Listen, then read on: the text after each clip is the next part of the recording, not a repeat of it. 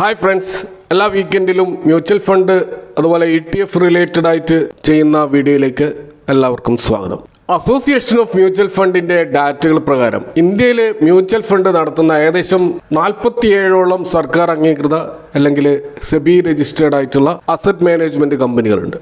അപ്പോൾ അവയിൽ ഏകദേശം 39 കാറ്റഗറികളിലായിട്ടുള്ള ധാരാളം മ്യൂച്വൽ ഫണ്ട് സ്കീമുകളുണ്ട്. അപ്പോൾ മൊത്തത്തിൽ മ്യൂച്വൽ ഫണ്ട് സ്കീമുകൾ നമ്മൾ എടുത്തു കഴിഞ്ഞാൽ ഏകദേശം 2500 മുകളിലുള്ള മ്യൂച്വൽ ഫണ്ട് സ്കീമുകൾ നമുക്ക് അവൈലബിൾ ആണ്. അപ്പോൾ ഇത്തരത്തിലുള്ള വലിയൊരു മ്യൂച്വൽ ഫണ്ട് ഇൻഡസ്ട്രിയിലേക്കാണ് രണ്ട് ലീഡിംഗ് ബ്രാൻഡുകൾ കൈകോർത്തുകൊണ്ട്, അതായത് ജിയോ ഫൈനാൻഷ്യൽസും അതുപോലെ ബ്ലാക്ക് റോക്കും കടന്നു വരുന്നത്. അപ്പോൾ ബ്ലാക്ക് റോക്ക് എന്ന് പറയുന്നത് ലോകത്തിലെ തന്നെ ഏറ്റവും ലാർജസ്റ്റ് അസറ്റ് മാനേജ്മെന്റ് കമ്പനിയാണ്. $10 ട്രില്യൺ അസറ്റ് അണ്ടർ മാനേജ്മെന്റ് ഉള്ള ഇവർക്ക് വളരെ അഡ്വാൻസ്ഡ് ആയിട്ടുള്ള റിസർച്ച് ആൻഡ് ടെക്നോളജി പ്ലാറ്റ്ഫോം ഉണ്ട്. അലാദ്ദീൻ എന്ന പേരുള്ള ഒരു പ്ലാറ്റ്ഫോം ഇവർക്ക് സ്വന്തമായിട്ടുണ്ട്. റിലയൻസ് ഫൈനാൻഷ്യൽസിലേക്ക് വന്നു കഴിഞ്ഞാൽ അവരുടെ സിസ്റ്റർ കൺസേൺ ആയിട്ടുള്ള റിലയൻസ് ജിയോ, അവർക്ക് വലിയ മാസീവ് ആയിട്ടുള്ള ഒരു ഡിസ്ട്രിബ്യൂഷൻ നെറ്റ്വർക്ക് ഉണ്ട്. ഏകദേശം 450 മില്യൺ കസ്റ്റമർ ബേസ് ഉള്ള ഈ ഒരു നെറ്റ്വർക്കാണ് ജിയോ ഫൈനാൻഷ്യൽസിന്റെ ഏറ്റവും പ്രധാനപ്പെട്ട സ്ട്രെങ്ത്. അപ്പോൾ ഇത്തരത്തിലുള്ള ജിയോ ഫൈനാൻഷ്യൽസും ബ്ലാക്ക് റോക്കും ചേർന്നപ്പോഴാണ് ജിയോ ബ്ലാക്ക് റോക്ക് എന്ന് പറയുന്ന ഈ ഒരു അസറ്റ് മാനേജ്മെന്റ് കമ്പനി നമുക്ക് കാണാൻ കഴിയുന്നത്. അപ്പോൾ ഓൾറെഡി ചില ഡെപ്റ്റ് ഫണ്ടുകൾ മാർക്കറ്റിൽ ഇൻട്രൊഡ്യൂസ് ചെയ്തുകൊണ്ട് ഇവർ അവരുടെ വരവ് ഓൾറെഡി അറിയിച്ചു കഴിഞ്ഞു. അപ്പോൾ ആ ഡെറ്റ് ഫണ്ടുകൾ ഓൾറെഡി നല്ല പെർഫോം ചെയ്തുകൊണ്ടിരിക്കുകയാണ്. അതായത് ഒന്ന് Jio BlackRock overnight fund, Jio BlackRock liquid fund, അതുപോലെ Jio BlackRock money market fund. അപ്പോൾ ഈ ഒരു ഡെറ്റ് ഫണ്ടുകൾ ഇൻട്രൊഡ്യൂസ് ചെയ്തപ്പോൾ തന്നെ അതിൻ്റെ ആ ഒരു NFO പീരീഡിൽ ഏകദേശം 90ഓളം ഇൻസ്റ്റിറ്റ്യൂഷണൽ ഇൻവെസ്റ്റേഴ്സ് അത് സബ്സ്ക്രൈബ് ചെയ്യണ്ടായി. ഇത് കൂടാതെ 67,000ഓളം റീറ്റെയിൽ ഇൻവെസ്റ്റേഴ്സും അത് സബ്സ്ക്രൈബ് ചെയ്തു. അങ്ങനെ ഏകദേശം 17,800 കോടിയോളം ഉള്ള ഒരു ഫണ്ടാണ് ഇവർ ചെറിയൊരു കാലയളവിൽ റൈസ് ചെയ്തത്. അപ്പോൾ ഇത്തരത്തിലുള്ള ഒരു റെസ്പോൺസ് സൂചിപ്പിക്കുന്നത് ഇൻവെസ്റ്റേഴ്സിന് അത്രമാത്രം കോൺഫിഡൻസ് ഈ ബ്രാൻഡുകളിൽ ഉണ്ട് എന്നുള്ളതാണ്. അപ്പോൾ ആ ഡെറ്റ് ഫണ്ട് ഇൻട്രൊഡ്യൂസ് ചെയ്തതോടുകൂടി തന്നെ ഏകദേശം ഈ 47 അസറ്റ് മാനേജ്മെന്റ് ഫണ്ട് ഹൗസുകളിൽ 15ാം സ്ഥാനത്തേക്ക് ഇവർ ഉയർന്നു വന്നിരിക്കുകയാണ്. അപ്പോൾ ഇതൊരു ഫാസ്റ്റ് ഗ്രോയിങ് AMC ആണെന്ന് നമുക്ക് തീർച്ചയായിട്ടും ഇവിടെ കാണാൻ കഴിയും. അപ്പോൾ ഈ ഡെറ്റ് ഫണ്ടുകളിൽ ഉണ്ടായിട്ടുള്ള ഈ ഒരു വലിയൊരു റെസ്പോൺസ്, അതിൽ നിന്നും പ്രചോദനം ഉൾക്കൊണ്ടുകൊണ്ട് ഡെപ്റ്റിനെ മാറ്റിക്കൊണ്ട് ഇപ്പോൾ അവർ ഈക്വിറ്റിയിലേക്കും വരികയാണ്. നമുക്കറിയാം, ഡെപ്റ്റ് പോലെയല്ല ഈക്വിറ്റി ഫണ്ടുകൾ, അത് കുറച്ചുകൂടി ഹൈ റിസ്ക് കാറ്റഗറിയിൽപ്പെട്ട ഇൻവെസ്റ്റ്മെന്റ് ആണ്. അപ്പോൾ ഇവിടെ അവർ സ്വീകരിച്ചിരിക്കുന്ന ഒരു സ്ട്രാറ്റജി ഒറ്റയടിക്ക് ആക്റ്റീവ് മ്യൂച്വൽ ഫണ്ടുകളിലേക്ക് പോകാതെ വളരെയധികം റിസ്ക് കുറഞ്ഞതും അതുപോലെ എക്സ്പെൻസ് റേഷ്യോ കുറഞ്ഞതുമായിട്ടുള്ള പാസീവ് ഫണ്ടുകളെയാണ് ഇവർ ഈ ഒരു സീരീസിൽ അവതരിപ്പിക്കുന്നത്. അപ്പോൾ നമുക്കറിയാം, മ്യൂച്വൽ ഫണ്ടിൽ ആക്റ്റീവ് മ്യൂച്വൽ ഫണ്ടുകളും പാസീവ് മ്യൂച്വൽ ഫണ്ടുകളും ഉണ്ട്. അപ്പോൾ നമുക്കറിയാം, ആക്റ്റീവ് ഫണ്ടുകൾ എന്ന് പറയുമ്പോൾ അവിടെ മാനേജേഴ്സിന് കാര്യമായ റോളുണ്ട്. കാരണം അവർ കാര്യമായ റിസർച്ചുകൾ നടത്തി, ടെക്നിക്കൽ അനാലിസിസുകൾ നടത്തി, ഫണ്ടമെന്റൽ അനാലിസിസുകൾ നടത്തി ബെഞ്ച് മാർക്ക് ഇൻഡെക്സിനെ ബീറ്റ് ചെയ്യുന്ന റിട്ടേൺ ഇൻവെസ്റ്റേഴ്സ് നൽകണം. അതൊരു പ്രധാനപ്പെട്ട വെല്ലുവിളിയാണ്. ഇപ്പോൾ ഉദാഹരണത്തിന് large cap active blue chip ഫണ്ടുകൾ കൈകാര്യം ചെയ്യുന്ന ഫണ്ട് മാനേജറെ സംബന്ധിച്ചിടത്തോളം അവർ ഇൻവെസ്റ്റ് ചെയ്യുന്നത് നിഫ്റ്റി ടോപ്പ് 100ലെ തെരഞ്ഞെടുത്ത സ്റ്റോക്കുകളിലാണ്. അപ്പോൾ ഈ സ്റ്റോക്കുകളുടെ തെരഞ്ഞെടുപ്പ് വളരെ കൃത്യമായിരിക്കണം. അപ്പോൾ അങ്ങനെ സെലക്ട് ചെയ്തുകൊണ്ട് ഈ നിഫ്റ്റി ടോപ്പ് 100 ഇൻഡെക്സിനെ ബീറ്റ് ചെയ്യും വേണം. അപ്പോൾ അത്തരത്തിലുള്ള വലിയ ഒരു കഠിനാധ്വാനം അവർ ചെയ്യുന്നത് കൊണ്ട് തന്നെ അവിടെ സ്വാഭാവികമായിട്ടും കൂടുതൽ എക്സ്പെൻസ് റേഷ്യോ നമ്മൾ നൽകേണ്ടി വരും. പാസീവ് ഫണ്ടിൽ അത്തരമൊരു വെല്ലുവിളി ഇല്ല. ഇപ്പോൾ ഉദാഹരണത്തിന് നിഫ്റ്റി 50 ഇൻഡെക്സ് മ്യൂച്വൽ ഫണ്ട് ഒരു പാസീവ് മ്യൂച്വൽ ഫണ്ടാണ്. അവിടെ ഫണ്ട് മാനേജർ കാര്യമായിട്ടുള്ള ടെക്നിക്കലോ അല്ലെങ്കിൽ ഫണ്ടമെന്റൽ അനാലിസിസോ ഒന്നും നടത്താതെ നിലവിൽ നിഫ്റ്റി 50ൽ ഏതൊക്കെ സ്റ്റോക്കുകളാണോ ഉള്ളത്, ആ നിഫ്റ്റി 50 എത്രയാണോ വെയിറ്റേജ് ആ സ്റ്റോക്കുകൾക്ക് നൽകിയിട്ടുള്ളത് അതേപോലെ അതേ കോപ്പി ചെയ്തുകൊണ്ട് അതേ രീതിയിൽ ആ 50 സ്റ്റോക്കുകളിലും ഇൻവെസ്റ്റ് ചെയ്യുകയാണ് അവർ ചെയ്യുന്നത്. അപ്പോൾ ഇങ്ങനെ ചെയ്യുന്നതിലൂടെ അവർ ഉദ്ദേശിക്കുന്നത് നിഫ്റ്റി 50 അല്ലെങ്കിൽ ഏത് ഇൻഡെക്സ് ആണോ തിരഞ്ഞെടുത്തത് ആ ഇൻഡെക്സ് എത്രയാണോ റിട്ടേൺ നൽകുന്നത് അതേ റിട്ടേൺ ഇൻവെസ്റ്റേഴ്സിന് കൊടുക്കുക എന്നുള്ളതാണ്. അല്ലാതെ അതിനെ ബീറ്റ് ചെയ്യാൻ സാധിക്കില്ല, അല്ലെങ്കിൽ അതിൽ നിന്നും കുറഞ്ഞ റിട്ടേൺ നൽകുവാനും അവർ ഉദ്ദേശിക്കുന്നില്ല. അതേപോലെയുള്ള റിട്ടേൺ നൽകുക എന്നുള്ളതാണ് ഈ ഒരു ഇൻഡെക്സ് മ്യൂച്വൽ ഫണ്ടുകളുടെ അല്ലെങ്കിൽ ഈ ഒരു പാസീവ് ഫണ്ടുകളുടെ ഒക്കെ ഉദ്ദേശം. ഇപ്പോൾ ഉദാഹരണത്തിന് ഒരു ഇൻഡെക്സ് നമുക്കറിയാം, അത് പെർമനൻ്റ് അല്ല, അത് ഓരോ ക്വാർട്ടർലി റീബാലൻസ് ഉണ്ടാവും. അപ്പോൾ അത്തരം റീബാലൻസിൻ്റെ സമയത്ത് ഇപ്പോൾ ഉദാഹരണത്തിന് NSEയുടെ നിഫ്റ്റി 50ൽ അവർ 2 സ്റ്റോക്കുകൾ അവിടെ നിന്ന് ഒഴിവാക്കുകയാണെന്ന് കരുതുക. എന്നിട്ട് പുതിയ 2 സ്റ്റോക്കുകൾ ആ ഇൻഡെക്സിലേക്ക് കൊണ്ടുവരുന്നു എന്നിരിക്കട്ടെ. ഈ ഇൻഡെക്സിനെ ഫോളോ ചെയ്യുന്ന ഫണ്ട് മാനേജറും ഉടൻ തന്നെ 2 സ്റ്റോക്കുകൾ വിറ്റിട്ട് ആ പുതിയ വന്ന 2 സ്റ്റോക്കുകൾ വാങ്ങേണ്ടി വരും. അങ്ങനെ ചെയ്താൽ മാത്രമേ ഇൻഡെക്സ് നൽകുന്ന അതേ റിട്ടേൺ ഈ ഒരു ഫണ്ടിന് നൽകാൻ കഴിയുള്ളൂ. എന്നാൽ അത്തരത്തിലുള്ള റീബാലൻസിങ്ങിനെ അതേപോലെ ട്രാക്ക് ചെയ്തുകൊണ്ട് വാങ്ങുകയും വിൽക്കുകയും ചെയ്തിട്ടില്ലെങ്കിൽ അവിടെ ട്രാക്കിംഗ് എറർ വരും.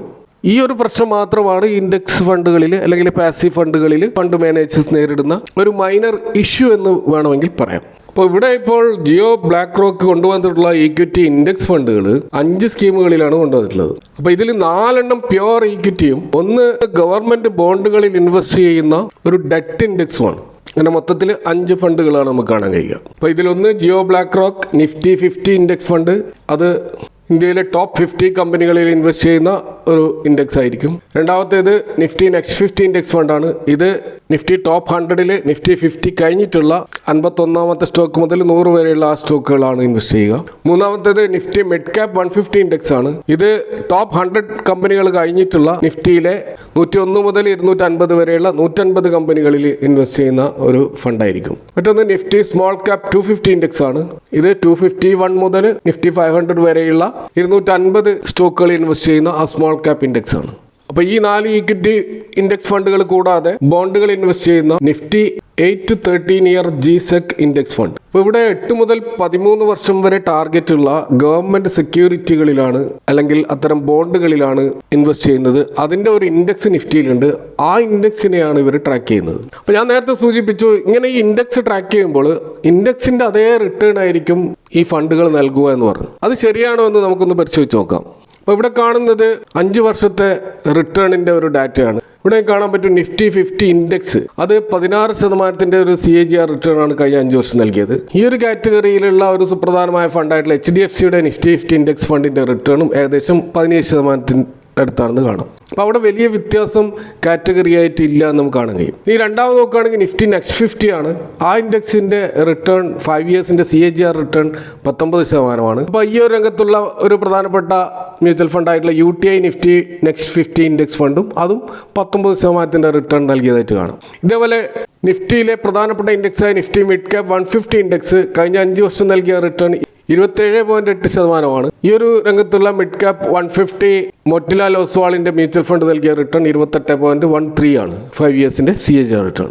ഇത് നമ്മൾ സ്മോൾ ക്യാപ് 250 ഇൻഡെക്സിന്റെ നിഫ്റ്റിയിലെ റിട്ടേൺ 29.5 ആണ് കഴിഞ്ഞ 5 വർഷത്തെ CAGR റിട്ടേൺ. ഈ രംഗത്തുള്ള ഒരു പ്രധാനപ്പെട്ട സ്മോൾ ക്യാപ് 250 ഇൻഡെക്സ് ഫണ്ടായിട്ടുള്ള മോട്ടിലാൽ ഒസ്വാളിന്റെ small cap 250 index fund 29% return തന്നെയാണ് നൽകിയതെന്നും കാണാം. ഇനി ഡെറ്റ് മേഖലയിലുള്ള അല്ലെങ്കിൽ ഗവൺമെന്റ് സെക്യൂരിറ്റിയിൽ ഇൻവെസ്റ്റ് ചെയ്യുന്ന ഇൻഡെക്സ് കഴിഞ്ഞ 3 വർഷത്തെ CAGR റിട്ടേൺ 8.5 ആണ്. അതിനെ ഫോളോ ചെയ്യുന്ന ICICI കോൺസ്റ്റന്റ് മെച്യൂരിറ്റി ഫണ്ട് നൽകിയ റിട്ടേൺ 8.74 ആണെന്നും കാണാം. അപ്പോൾ ഈ ഒരു റിട്ടേൺ ചാർട്ടിൽ നിന്നും നമുക്ക് മനസ്സിലാകുന്നത് നിഫ്റ്റിയുടെ ഇൻഡെക്സുകൾ ട്രാക്ക് ചെയ്യുന്ന അല്ലെങ്കിൽ അതിനെ കോപ്പി ചെയ്ത് ഇൻവെസ്റ്റ് ചെയ്യുന്ന ഈ പാസീവ് ഫണ്ടുകളെല്ലാം ആ നിഫ്റ്റിയെ അതേപോലെ കോപ്പി ചെയ്യുന്ന ഒരു റിട്ടേൺ ആണ് പൊതുവെ നൽകുന്നത് എന്ന് മനസ്സിലാക്കാൻ കഴിയും. അപ്പോൾ അതിനെ ബീറ്റ് ചെയ്യുന്ന റിട്ടേൺ നമ്മൾ ഒരിക്കലും പ്രതീക്ഷിക്കരുത്. അപ്പോൾ ഇവിടെ ജിയോ ബ്ലാക്ക് റോക്ക് എന്ന് പറയുന്ന ഒരു ഇന്റർനാഷണൽ അസറ്റ് മാനേജ്മെന്റ് കമ്പനിയും ഇന്ത്യയിലെ ലീഡിംഗ് ജിയോ ഫിനാൻഷ്യൽസ് നെറ്റ്വർക്കും ഒക്കെ ചേർന്നുകൊണ്ട് ഒരു ഇത്തരത്തിലുള്ള ഒരു ഫണ്ട് കൊണ്ടുവരുമ്പോൾ നമ്മളൊരിക്കലും അൺയൂഷ്വൽ റിട്ടേൺ കിട്ടുമെന്നൊന്നും പ്രതീക്ഷിക്കരുത്. കാരണം ഈ ഫണ്ട് ഡിസൈൻ ചെയ്തിട്ടുള്ളത് ഇൻഡെക്സിന്റെ റിട്ടേൺ കിട്ടാൻ വേണ്ടി മാത്രമാണ്. അപ്പോൾ അതുകൊണ്ട് ആ ഒരു റിട്ടേൺ മാത്രമേ ഈ ഒരു ഇൻഡെക്സ് ഫണ്ടുകളിൽ നിക്ഷേപിക്കുന്നവർ പ്രതീക്ഷിക്കാൻ പാടുള്ളൂ. ഇപ്പോൾ ഒരു NFO അതായത് ന്യൂ ഫണ്ട് ഓഫർ ഇപ്പോൾ ജിയോ ബ്ലാക്ക് റോക്ക് അനൗൺസ് ചെയ്തിട്ടുണ്ട്. അത് August 5 മുതൽ ഓപ്പൺ ആയിട്ടുണ്ട്.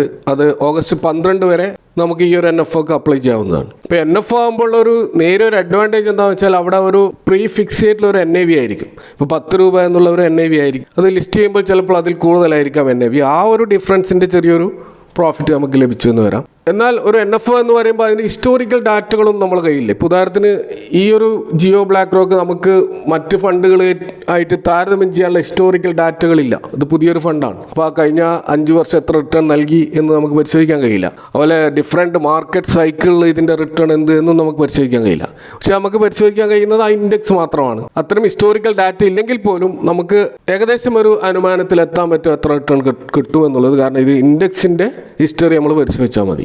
എന്നാൽ എക്സ്പെൻസ് റേഷ്യോയും ട്രാക്കിംഗ് എററും നമുക്ക് മുൻകൂട്ടി മനസ്സിലാക്കാനുള്ള യാതൊരു ഡാറ്റയും നമ്മുടെ കയ്യിലില്ല. അപ്പോൾ അത് ന്യൂ ഫണ്ടുകളുടെ ഒരു ഡിസഡ്വാൻറ്റേജ് ആണ്. എന്നാൽ ഇവിടെ ജിയോ ബ്ലാക്ക് റോക്ക് അവർ ഡയറക്റ്റ് മ്യൂച്വൽ ഫണ്ട് മാത്രമേ ചെയ്യുന്നുള്ളൂ എന്നാണ് ഈ അവരുടെ ആ ഒരു അനൗൺസ്മെൻറ്റിൽ മനസ്സിലാക്കാൻ കഴിയുന്നത്. അതുപോലെ എക്സ്പെൻസ് റേഷ്യോ വളരെയധികം കുറച്ചുകൊണ്ടാണ് ചെയ്യുക എന്നൊക്കെ അവരുടെ ആ ഒരു ഫാക്ട് ഷീറ്റിൽ നിന്ന് നമുക്ക് മനസ്സിലാക്കാൻ കഴിയും.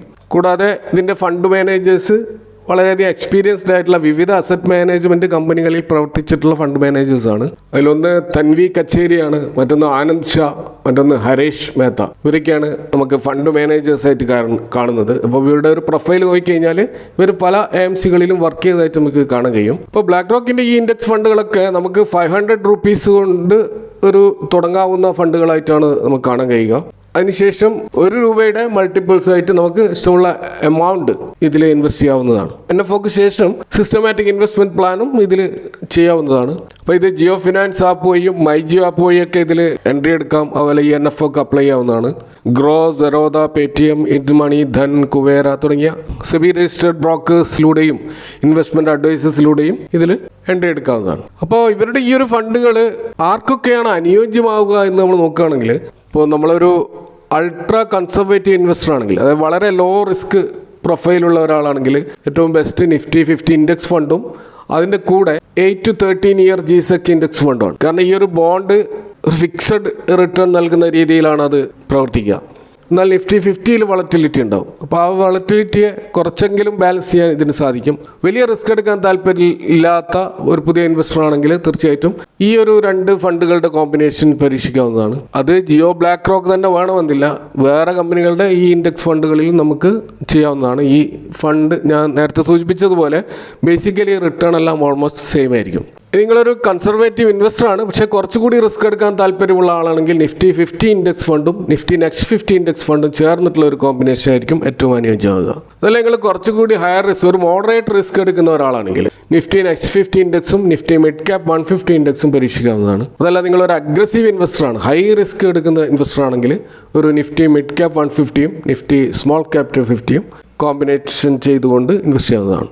പക്ഷെ ഇവിടെ നമ്മൾ മനസ്സിലാക്കേണ്ട കാര്യം, ഒരു മ്യൂച്വൽ ഫണ്ടിൽ ഇൻവെസ്റ്റ് ചെയ്യുമ്പോൾ അതൊരു ലോങ് ടേം ഹൊറൈസൺ നമ്മൾ മനസ്സിലുണ്ടായിരിക്കണം. കാരണം ഇത് ഈക്വിറ്റി ഫണ്ടുകളാണ്, ഹൈ റിസ്ക് കാറ്റഗറിയിൽപ്പെട്ട ഫണ്ടുകളാണ്.